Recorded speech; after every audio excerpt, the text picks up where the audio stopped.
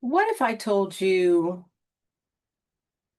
the life you keep praying for is waiting on you to stop acting like a side character in it? Not next year, not when they apologize, not when the money comes in, but right now. You guys, this is not motivation. This is not light a candle and hope. This is law. And the law is simple. Your life is not reacting to your wishes. No, it's responding to who you believe you are. Let me say that again slowly. Your life, well, it's not reacting to your wishes, you guys. It's not a genie. It's responding to who you believe you are. Because most people are out here trying to change their circumstances while fiercely protecting the identity that created them. Let me give you an idea. That's like mopping the floor while the sink is still overflowing and then blaming the mop. So let me tell you a story. I knew a woman who said constantly, "Oh, nothing ever works out for me." Oh, she said it casually, like it was a cute personality trait. I don't know, maybe like it belonged in a coffee mug or something. She'd even go on to say, "Nothing ever works out for me." Well, guess what? Flights got delayed, deals fell through, men ghosted her, parking tickets found her like heat-seeking missiles. And she would say, "See, Monet, I told you." No, no, life told you after you told it who you really are. The mirror just reflected the face she insisted on making. Now, here's the part that might sting a little in a loving way. Some of you are doing the exact same thing. You say you want love, but you identify as the one who always gets left. You say you want wealth, but you identify as the one who has to struggle.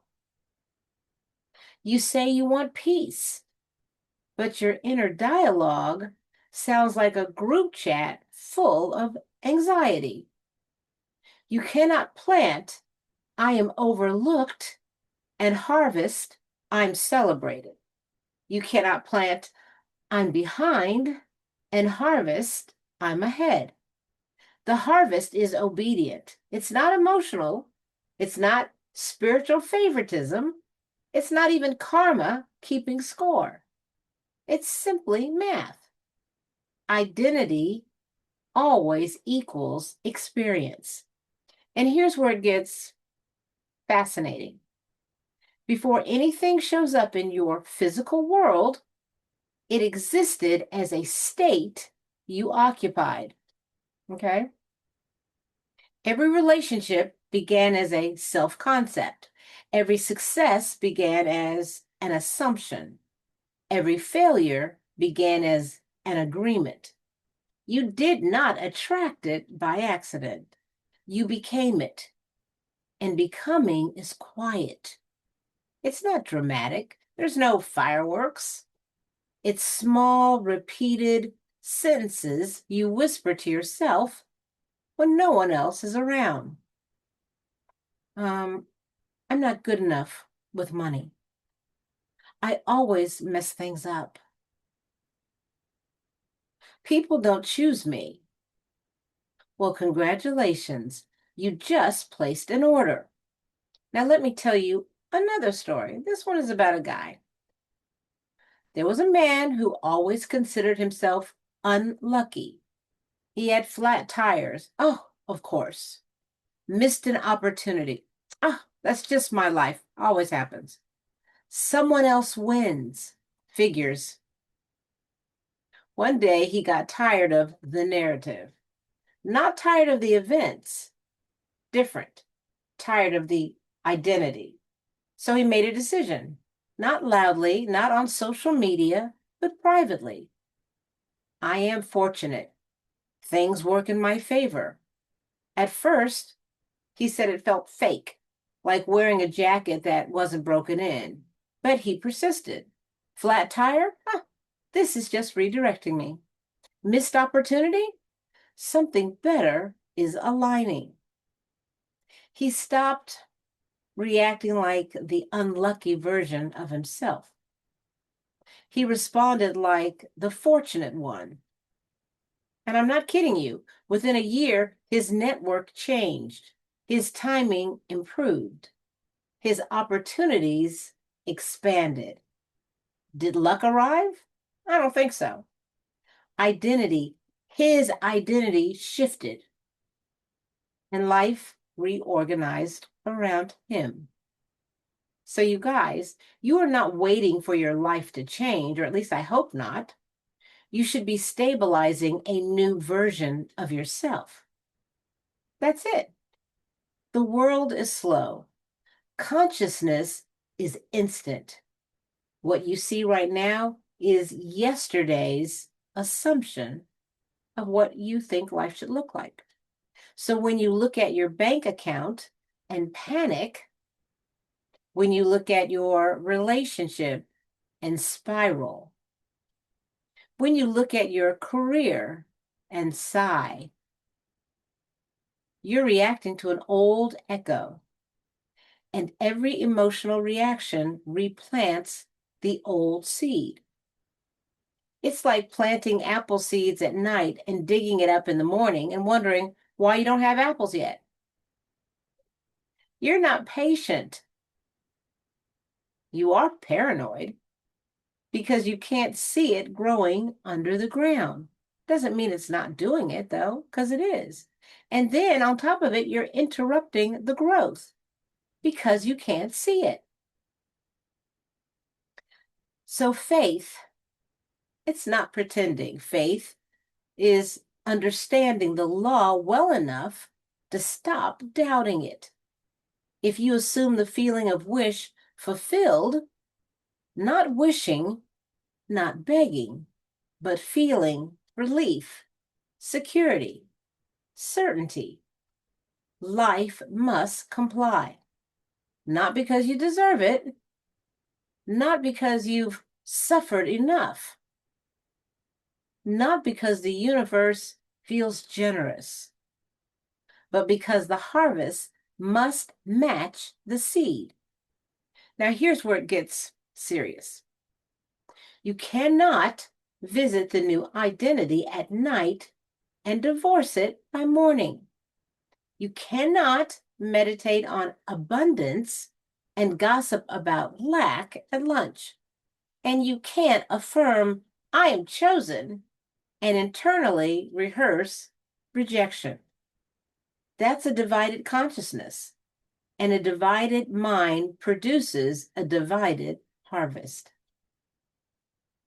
Persistence is not hype. It is steady remembrance. It is walking up and choosing again.